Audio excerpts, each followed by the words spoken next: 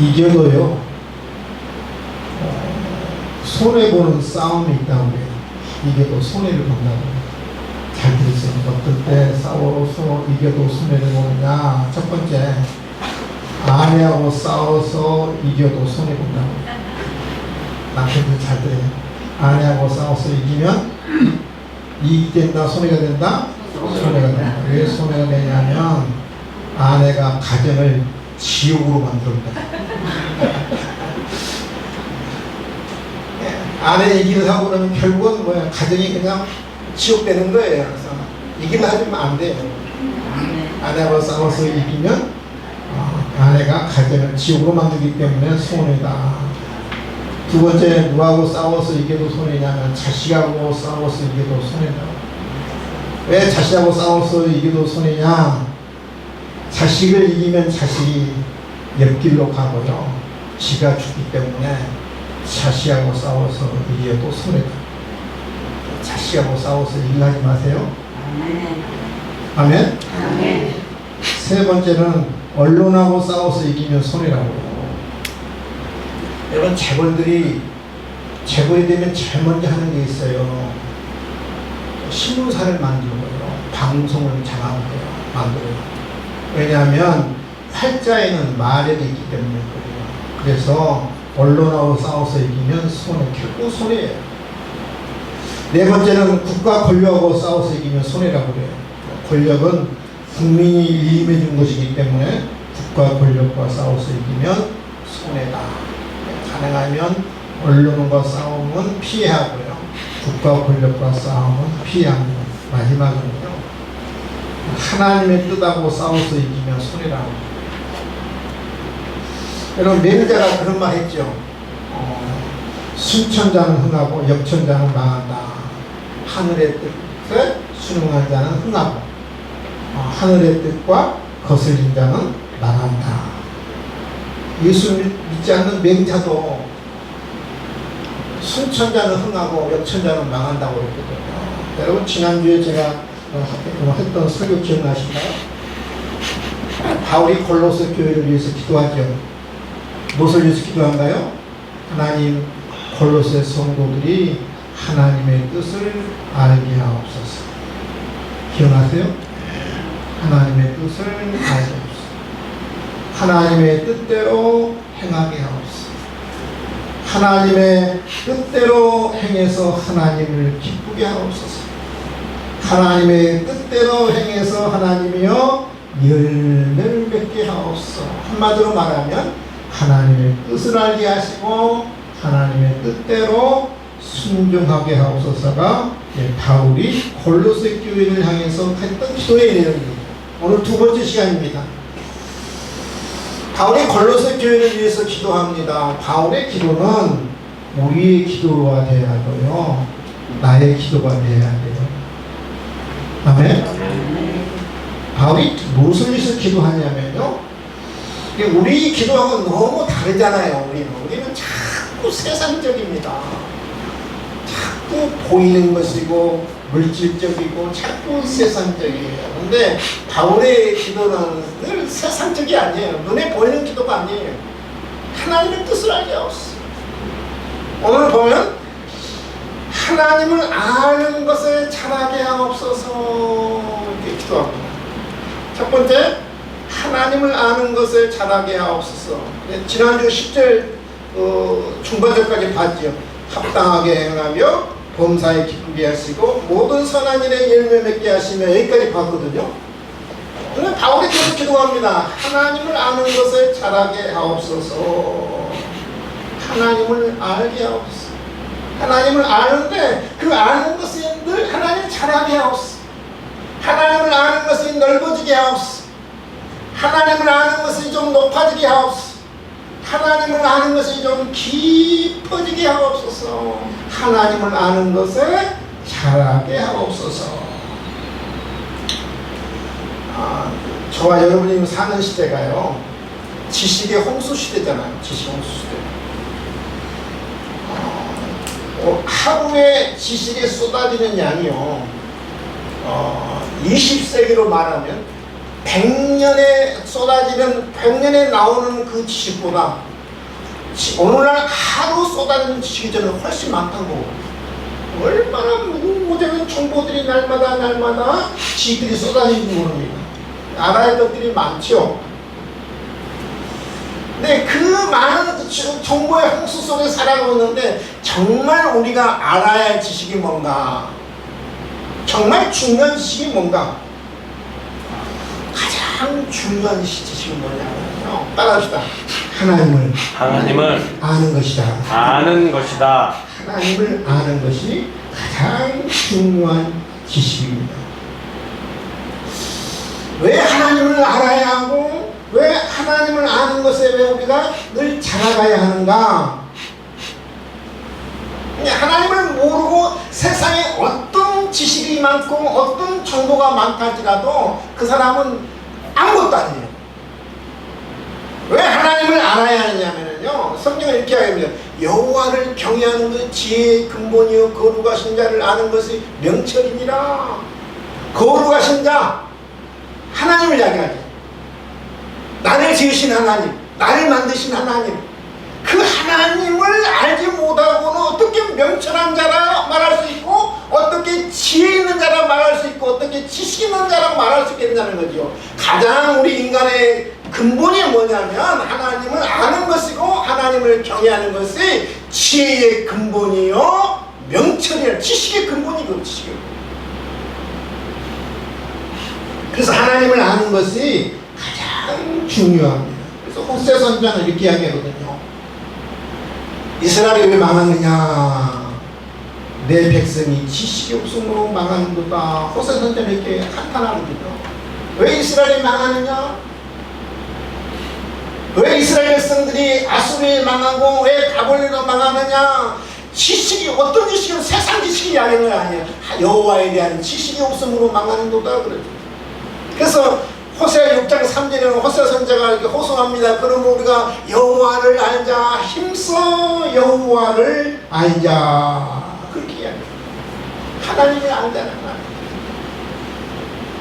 말이에요. 하나님을 모르고는 그 어떤 세상의 지식이 있다 할지라도 그것은 아무 의미가 없는 그런 지식이라는 거거든요.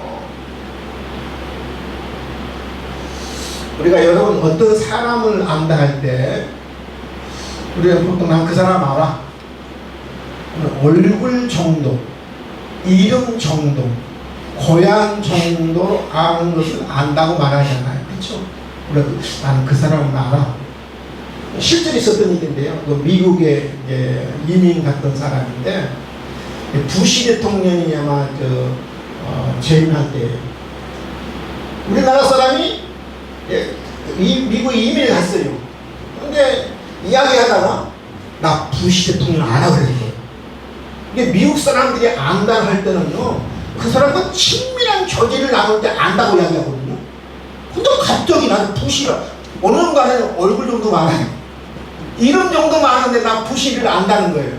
사람들이 깜짝 놀란 거죠. 우리는 보통 안다 할 때 이름 정도, 고향 정도, 얼굴 정도 우리는 알아도 우리는 안다고 이야기하잖아요. 근데 여러분, 우리가 안다는 말은 단순히 그 정도를 가지고 안다고 말하지 않아요.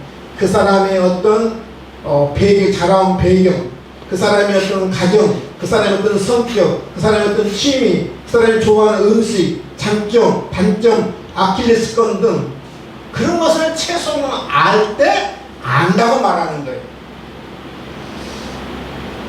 저 사람이 장점이 뭔가, 성격이 어떤 성격인가, 무엇을 좋아하는가, 저 사람이 어떤 취미를 하고 있는가, 그 정도로 깊이 알았을 때 우리가 안다고 이야기하는 거지, 단순히 피상적으로 아는 것을 안다고 말하지 않아요. 오늘 이렇게 우리가 여호와를 알자,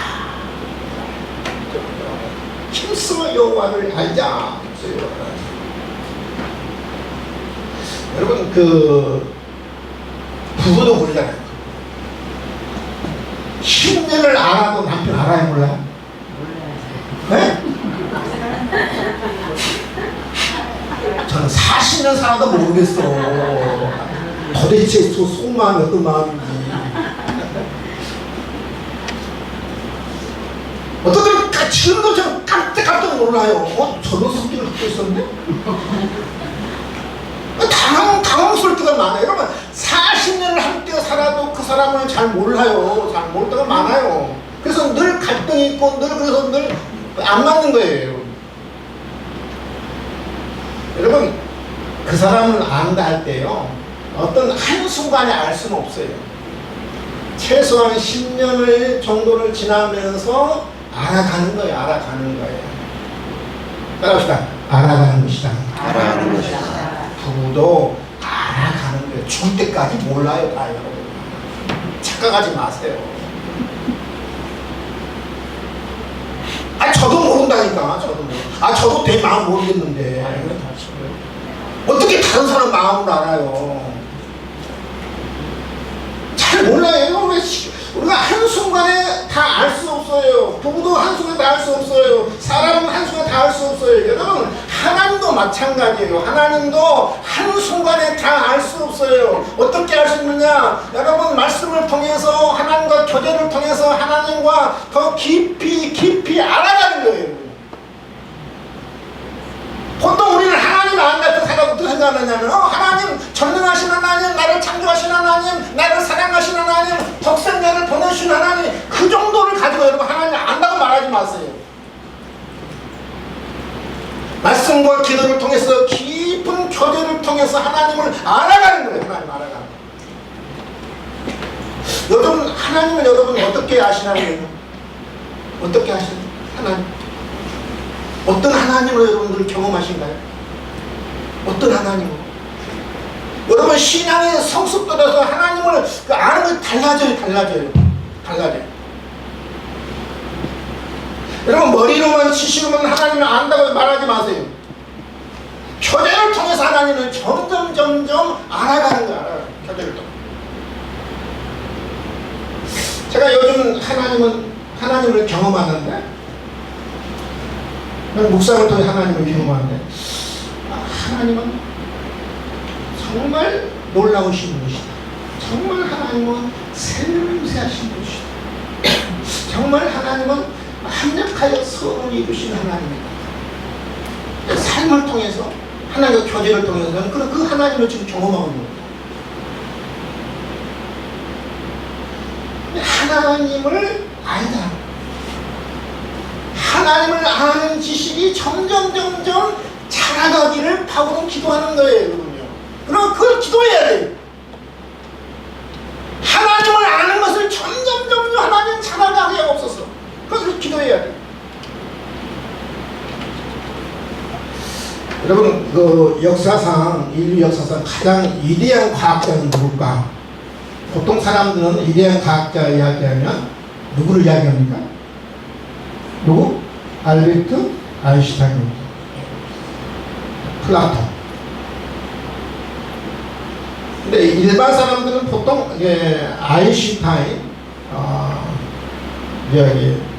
그리스 철학자 플라톤 정도. 근데 과학자들이 본 인류 역사상 가장 위대한 과학자는 여러분 아인슈타인이 아니에요.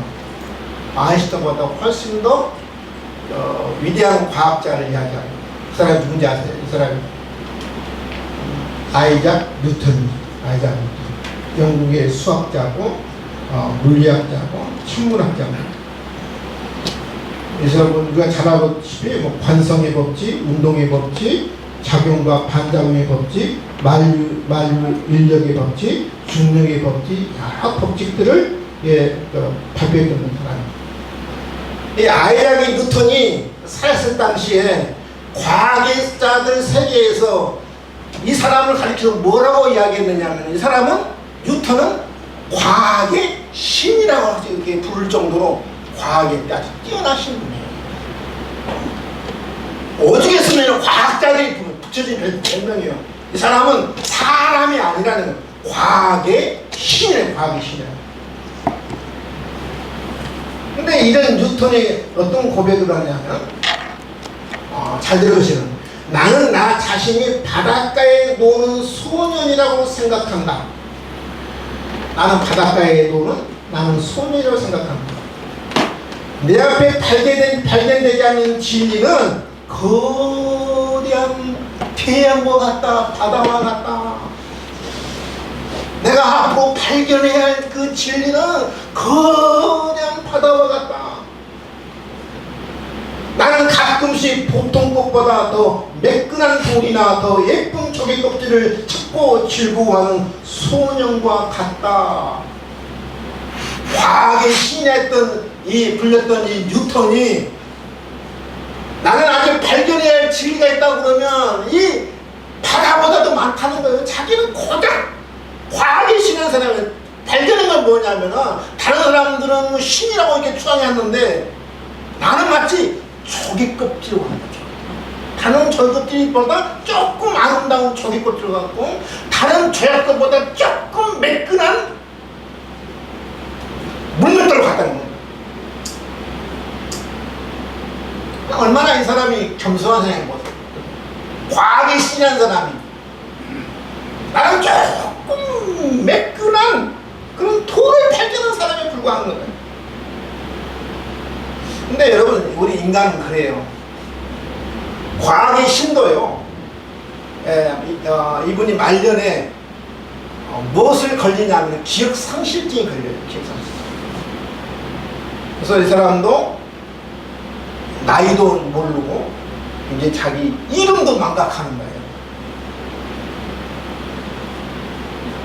거예요. 제자들이 너무 안타까운 거예요. 과학의 신이 자기 이름도 모르고 얼굴도 자기 그 나이도 모르는 거예요. 그래서 제자들이 뭐라고 말하냐면, 선생님 도대체 알고 있는 것은 무엇입니까? 무엇을 알고 있습니까? 나이도 모르지 이름도 모르지 그러면 선생님 도대체 무엇을 알고 있습니까? 이분이 하실 말씀이 나는 한 가지 딱 알고 있다. 예수 그리스도가 나의 구세주라는 사실이다. 이것 외에 무슨 더 지식이 필요하겠느냐. 자기 모든 것을 다 잃어버렸어요. 자기가 그렇게 발표했던 모든 그런 방정식, 수학의 법칙 다 잃어버렸지만은 그냥 한 가지 기억하고 있다는 거예요. 가장 중요한 기억했어요. 예수 그리스도가 나의 구세주라는 거예요. 구원자라는 거예요. 여러분, 이 세상에 가장 중요한 지식이 뭐냐면은 하나님을 아는 거예요. 하나님을 아는 거예요. 그래서 바울이 기도합니다. 하나님을 아는 것을 하나님은 자라가게 하옵소서. 골로새 교회에서 기도합니다. 그래서 우리가 기도의 제목이 있다 하면 하나님을 피상적으로 알지 말게 하시고 경험을 통해서, 교제를 통해서, 말씀을 통해서, 기도를 통해서 하나님을 아는 것이 더 깊어지게 하옵소서. 더 넓어지게 하옵소서. 우리의 기도의 제목이 되어야 할 줄 믿습니다. 성경은 이렇게 이야기하고 있거든요. 요한복음 17장 3 영생은 유일하신 참 하나님과 그의 보내신 자 예수 그리스도를 아는 것이다. 하나님과 예수를 아는 것이 생명이고 영생이라고.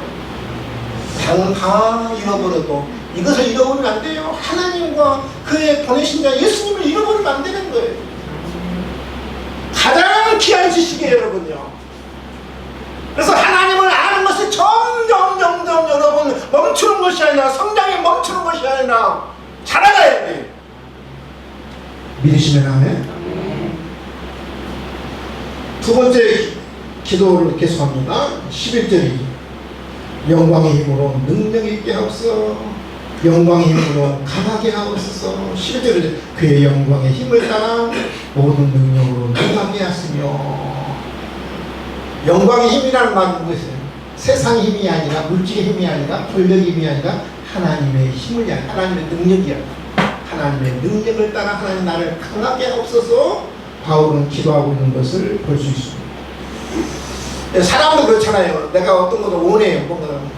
근데 원하는 것을 이루기 위해서는 반드시 뭐가 있어야지? 힘이 있어야 힘이. 사람이 있든지 돈이 있든지 반드시 어떤 원하는 것을 이루기 위해서 힘이 필요합니다. 힘이 없으면 아무리 좋은 뜻이 있어도 그것을 성취할 수 없잖아요. 하나님도 마찬가지예요. 하나님의 뜻을 이루기 위해서는 힘이 필요합니다. 그래서 바울은 기도합니다. 하나님의 영광의 힘을 따라 하나님 능력 있게 하옵소서, 강하게 하옵소서. 이 세상의 힘도 여러분 강한 힘들이 많잖아요. 우리나라는 감사하게 토네이도가 우리나라는 없어요. 그러니까 토네이도는 큰 나라만 있더라고요. 우리 같은 작은 나라는 없어요. 작은 나라고 여러분 우리가 너무 슬플 필요 없어요. 미국 보세요. 큰 나라니까 토네이도가 완전히 막 하루아침에 막 집을 다 바람이 막 하늘로 끌어올리잖아요. 토네이도 얼마나 무섭습니까? 태풍이 얼마나 무섭습니까? 지진이 얼마나 무섭습니까? 인간이 만드는 핵 얼마나 무섭습니까? 한순간에 다 사라지게, 흔적도 사라지게 하는 게 여러분 핵 아닙니까? 근데 세상 힘 다 보세요. 자연의 힘이든 토네이도이든 어떤 핵이든 간에 다 파괴하는 힘이에요. 파괴하는.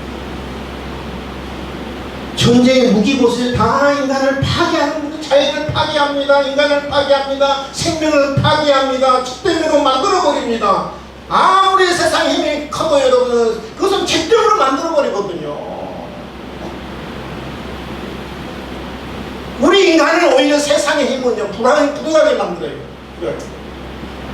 근데 여러분 하나님의 영광의 힘, 빛이 나는 힘, 하나님의 능력은 사람을 살리는 힘이에요. 믿으시면 아멘? 아멘. 세상의 힘은 사람을 파괴합니다. 사람을 죽입니다. 그러나 하나님의 능력이 있는 힘은 생명을 살려요. 영혼을 살려요. 영혼을 일으키는 것이 바로 하나님의 영광의 힘인 거예요. 살리는 힘이에요. 살리는 힘. 죽은 자를 여러분 이렇게 세우는 힘이에요. 우리 예수님이 여러분 죽은 나사를 향해서 이렇게 말씀하시죠. 요한복음 11장이죠. 이 말씀을 하시고 큰 소리로 나사로야 나오라. 그러자 죽은 자가 수족을 배로 봉인차로 나오는데 그걸 보고 수건에 쌓였더라. 예수께 이르시되 풀어놓아 다니게 하라 하시니 풀어내 다니고. 예수님 보세요. 예수님의 능력은 어떤 능력이냐? 살리는 능력이나 생명을 살리는 능력이거든요. 그 살리는 능력을 우리에게 있게 달라고 바울은 기도하는 거예요. 하나님의 능력.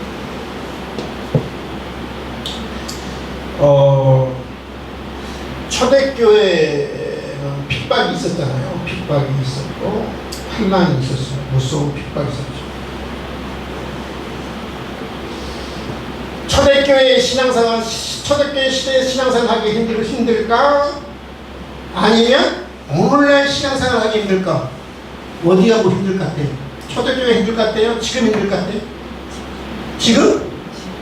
목사님 맞아요?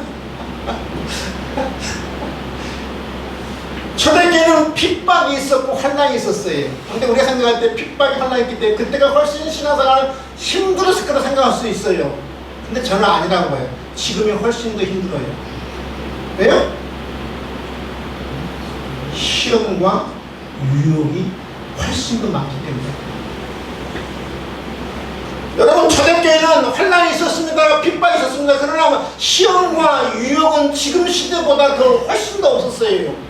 지금은 환난과 여러분 핍박은 없지만 지금은 시험과 유혹이 훨씬 더 많습니다. 그래서 오늘날 우리가 여러분 믿음으로 살기 위해서 사명을 감당하기 위해서는 반드시 무슨 힘이 필요하냐면은 하나님의 영광의 힘이 필요한 거예요. 아멘. 믿으시면 아멘. 내 힘으로 안 되는 거예요. 내 힘으로 안 되는 거예요. 내 힘으로는 여러분 신앙생활 하루도 못해요. 신앙생활 5분도 못해요. 하나님의 능력이 나를 붙잡아줘야 신앙생활 할 수 있는 거예요. 아멘? 아멘.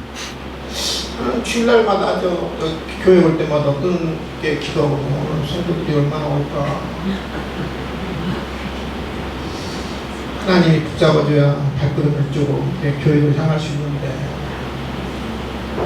제 힘으로 안 되잖아요. 어떻게 여러분을 할 수 있겠어요? 제 힘으로. 그렇잖아요. 하나님이 여러분을 붙잡고 오게 오는 거지. 그래 안 그래요? 하나님의 능력으로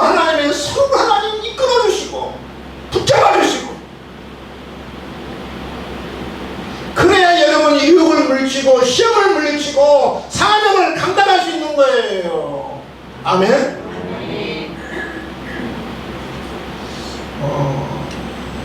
이분이 존 러스킨이라는 분인데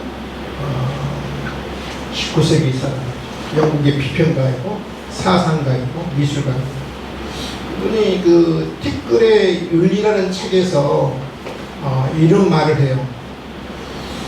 티끌의 윤리라는 책에서 무슨 이야기를 하냐면 모래와 흙과 진흙과 불이, 한번 생각해보세요. 우리가 보면 진흙 가치 없잖아요. 그렇잖아요. 모래 가치 없잖아요. 티끌 아무 의미가 없잖아요. 불. 근데 이분이 뭐라고 이야기하냐면은 이 진흙도 모래도 불도, 진흙도 하나님의 손에 붙잡히면 그것이 사파이어가 되고 오팔이 되고 다이아몬드가 된다는 거예요. 아멘. 그러니까 우리가 가치 있는 인생은, 여러분, 내 스스로는 안 됩니다. 하나님의 능력의 손에 붙잡히며 진흙과 같이, 여러분, 티끌같이 미미한 존재지만 여러분 귀한 존재가, 가치 있는 존재가 될 수 있다는 거예요. 이번에 논리예요, 여러분요. 그래서 바울이 기도하는 거예요. 하나님의 영광의 힘으로 강하게 하시고 능력 있게 하옵소서, 이렇게 이야기합니다. 그래서 성경은 이렇게 이야기합니다. 너희 행사를 여호와께 맡기라. 그리하면 내가 경영하는 것이, 계획하는 것이 이루어지리라. 내가 계획한 거 있다고 그러면, 내 목적이 있다고 그러면, 내 목표가 있다고 그러면 그것을 먼저 누구한테 맡기라? 하나님께 맡기라. 내가 이루려고 발부둥 치고 막 해봐야 소용없는 거예요. 하나님의 노하면 안 되는 거예요. 먼저 맡기야 맡겨. 그러면 내가 경영하는 것, 계획하는 것이 여러분 이루어지다는 거예요. 이루어진다는 거예요. 내 힘으로 하려면 안 되는 거예요. 내 힘으로 안 되는 거예요. 신앙도 마찬가지고, 여러분의 목표도 마찬가지고, 여러분 목적도 마찬가지예요. 내 힘으로는 안 되는 거예요, 여러분. 제가 목회하면서 깨달은 건 딱 하나예요, 여러분요. 뭘 깨달은지 아세요? 따라하십시다. 내 힘으로는 안 된다. 그럼 깨달은 게 딱 하나 있어요. 내 힘으로 안 된다. 내 힘으로 아무것도 안 된다. 어떻게 내 힘으로 그 귀한 영혼을 여러분 구원할 수 있겠어요? 어떻게 그 귀한 영혼을 변화시킬 수 있겠어요? 내 힘으로는 안 된다는 거예요. 저는 깨달은 게 하나예요. 내 힘으로 안 된다는 거예요. 하나님의 능력으로만이, 하나님의 힘으로만이, 하나님의 영광의 힘으로만이 가능할 수 있는 거예요. 아멘? 아멘. 마지막에 바울이 기도합니다. 여러분, 이 기도 제목 잘 들으셔야 돼요. 인내하게 하옵소서, 성숙하게 하옵소서. 그의 영광의 힘을 따라 모든 능력으로 능하게 하시며, 강하게 하시며, 기쁨으로 모든 견딤과 오래 참음에 이르게 하시고. 여러분, 단어가 보세요. 견딤이라는 단어가 나옵니다. 이 견딤이라는 단어는 무엇과 연관된 단어냐면 환경과 연관된 단어거든요. 환경과 연관된. 환경에 대한 견딤입니다. 견디기 어려운 환경 속에 하나님 견디게 하옵소서, 이렇게 하는 견디게. 근데 여러분, 이 참음은 뭐냐면 사람과의 관계 속에 사용하는 단어가 참음이고요, 견딤은 환경과 관계 속에 사용되는 단어가 견딤이거든요. 여러분, 사람을 살다 보면 갈등이 있을 수 있잖아요. 그렇죠? 미울 수 있잖아요. 다 좋아요? 아픔도 있고 상처도 있잖아요. 사람과 관계 속에 사용된 단어가 참음인데요, 참음과 견딤의 단어를 하나로 이야기한다면 인내예요. 인내요. 하나님 인내하게 하옵소서, 그렇게 인내하겠어. 근데 여러분, 그 앞에 견딤과 참음을 수식하는 단어가 나옵니다. 따라봅시다. 기쁨으로. 인내하는 것이 그 그냥 억지로 인내하는 게 아닙니다. 이를 갈면서 인내하는 게 아닙니다. 참으면서 여러분 그냥 악으로 여러분 참는 게 아닙니다. 깡으로 버티는 게 아닙니다. 이를 악물고 여러분 참는 게 아닙니다. 복수를 여러분 갈면서 너 두고 보자.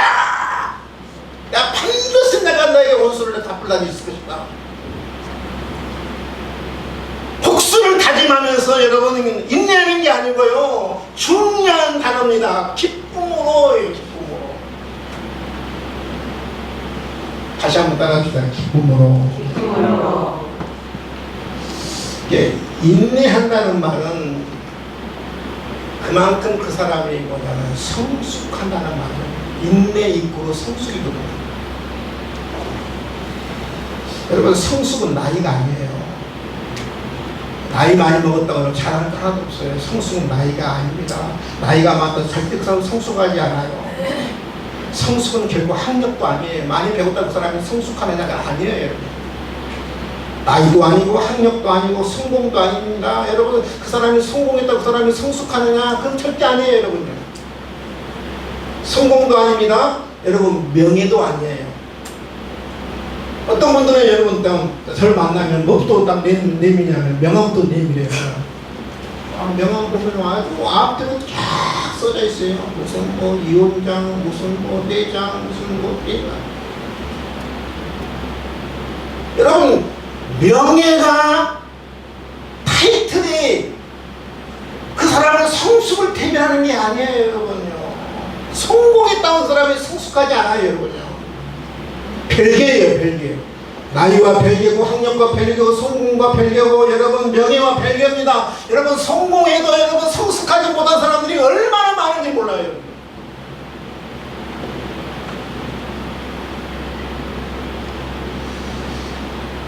어른과 어린아이의 차이는 보통 보면 우리가 어떻게 구분하냐면 생물학적 차이로 구분하잖아요.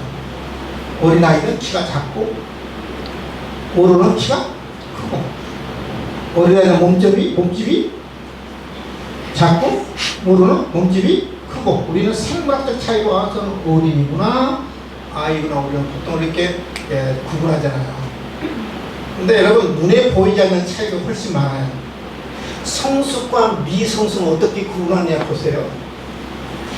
저 사람이 성숙한 사람인가 저 사람이 미숙한 사람인가 알려고 그러면요 세 가지만 알면 됩니다. 첫 번째 뭐냐면 자기 중심적인가 타인 중심적인가.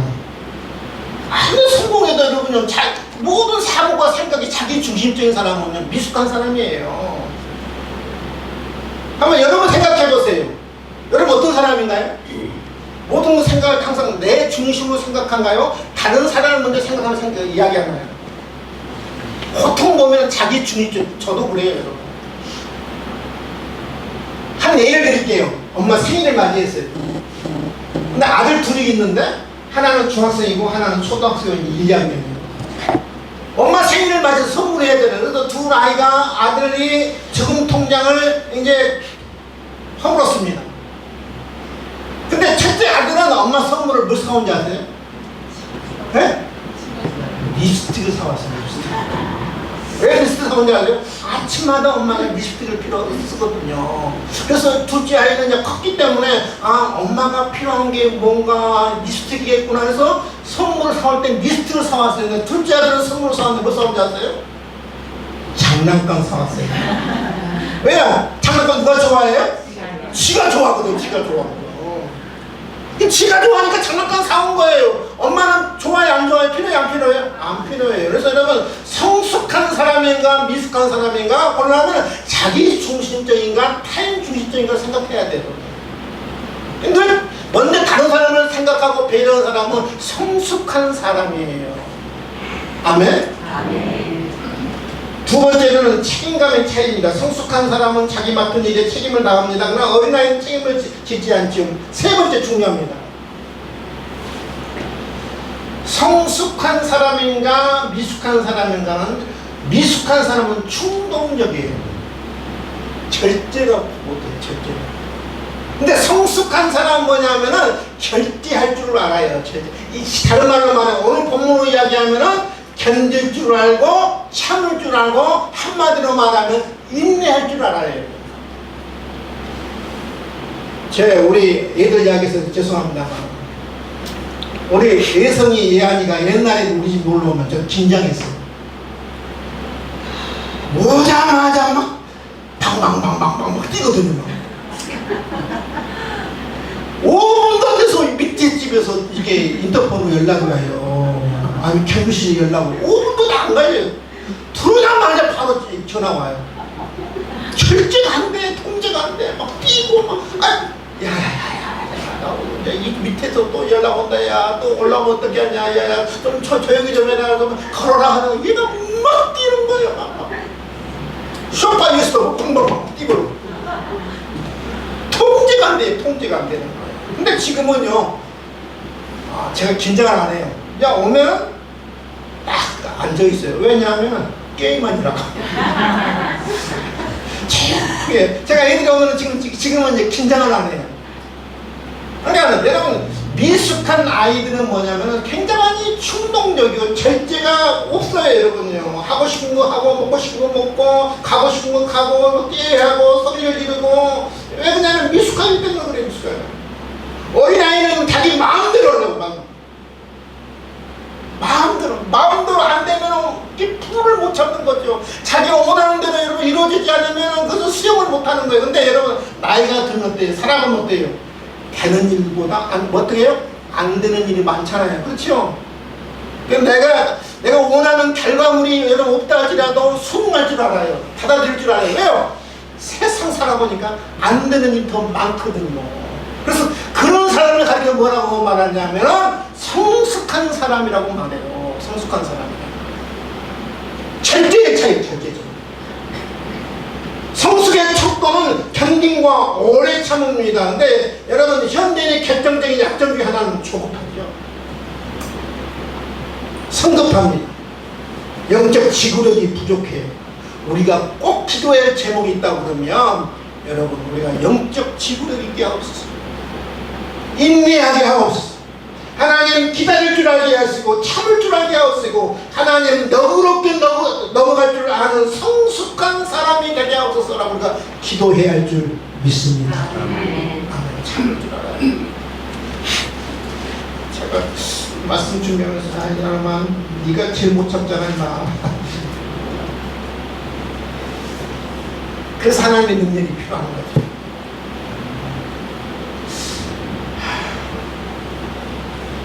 골로새 교회를 향해서 바울이 기도합니다. 이 기도가 우리 기도가 돼요. 하나님을 아는 것을 하나님 잘하게 하옵소서. 하나님을 아는 것이, 그의 아들 독생자를 아는 것이 가장 중요한 지식입니다. 가장 필요하고 가장 중요한 것입니다. 하나님을 아는 것이 전체로 하나님 잘하게 하옵소서.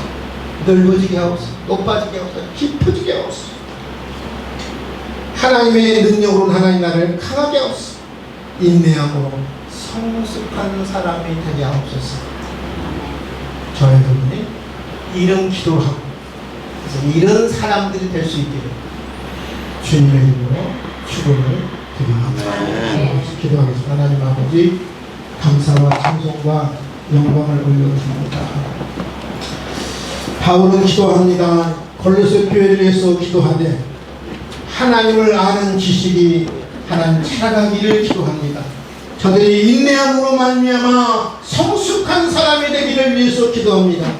하나님의 능력의 사람이 되기를 바울은 기도합니다. 하나님, 바울의 기도가 우리의 기도가 되게 하시고 나의 기도가 되게 도와주시옵소서. 감사하며 예수님의 이름으로 기도하옵나이다. 아멘.